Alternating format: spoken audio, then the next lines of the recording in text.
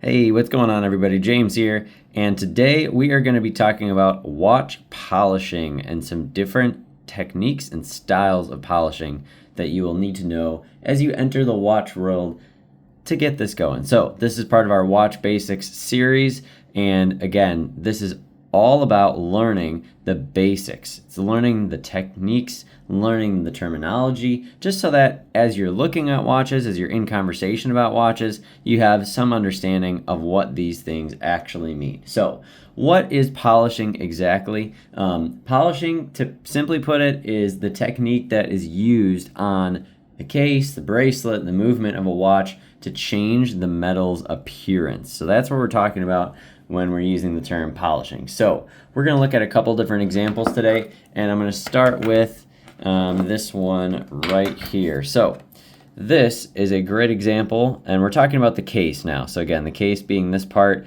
I've got a video all about dials, so if you want to see more about dials, go watch that video. But we're talking more about the case in this instance. And so the first example that we're talking about is just, now polishing is a broad term, so you can use polishing to talk about just any type of polishing, but when we're talking about like case polishing, for instance, or a polished appearance, that would be something like this, right? So there's some level of reflectiveness in the case. So you can see as I'm getting reflection off the bezel here, it has a shiny appearance, kind of a more reflective appearance. And what that does is when it's on the wrist, you know, from a distance, it really catches the eye because the light is reflecting off of it. And so that is more of a polished appearance on a watch case. And again, that can apply to different parts of the watch. We'll talk about, we can talk about movements, we can talk about a whole bunch of things, but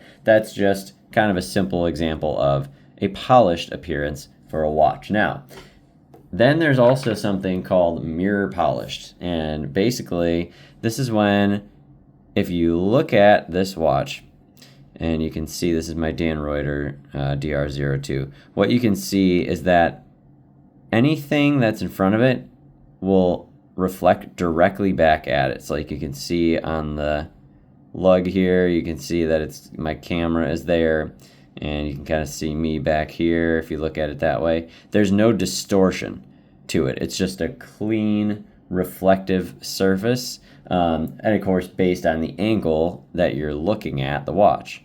So that would be an example of mirror polishing, where it's going to reflect back directly whatever you have next to it. So that would be mirror polishing. Now, there's another level of this that we call black polishing, which is also pretty much the same thing as Zaratsu polishing, and that is very similar. So they're sometimes synonymous, but what you can see is around the edges of the case and also on the indices on the dial here are black or Zaratsu polished. And again, it's similar to mirror polishing, but basically what it means is the indices are a great demonstration of this. In order to actually see them at all, you have to have the light directly on them. So if the light is not directly on it, you can see right now I have the indices kind of turned away from the lighting in the room. They look black. And that is the reason for the name black polished. So just keep that in mind. So if you're talking about something that's black polished, it is polished so perfectly reflective that light has to be directly on it for the metal to look bright. And if you're at the wrong angle, the metal actually looks dark. So again, Grand Seiko is a great example of this. As you can see this one here, this is my SLGA 017. A really cool example of black polishing, or like that type of polishing, is the Sartori Biard Ghost. It was the SB07, and what Sartori Biard, what Armin did was that he actually mirror polished, or I should say black polished, the entire watch, which is pretty incredible. So not only the parts of the bezel in the case, but also the sides, the bracelet, the entire thing, including the dial, was mirror polished or black polished. So makes it pretty reflective and a very, very cool watch that almost just takes on whatever it is that you have it next to, whether it's your wrist or in a natural environment. Very, very cool watch. So just thought I would mention that. And then really the only other type that we're going to talk about today, again from like a case and bracelet perspective, is brushed polishing.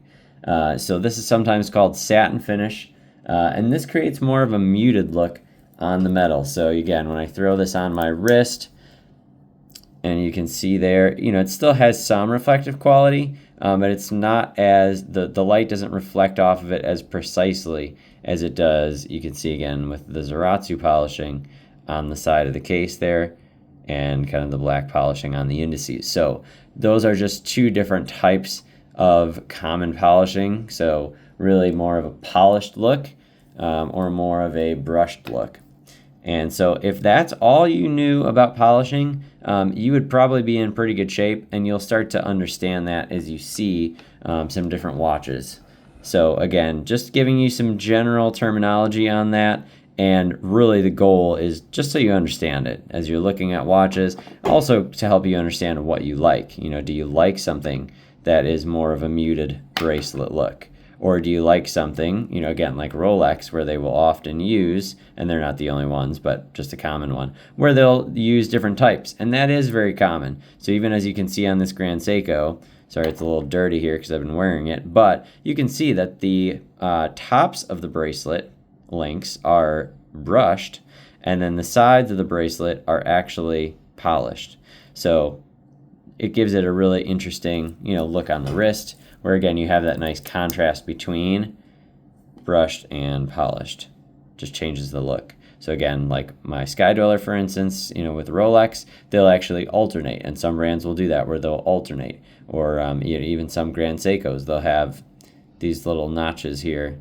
These small sections of the bracelet will be mirror polished, and then everything else is satin or brushed. So just some different looks to be aware of, so that when you're looking around at watches, you get a sense for what you like. So that's all we're going to cover today. Just a real basic intro to polishing. And, I hope that you got something out of this. So please like the video, comment, subscribe.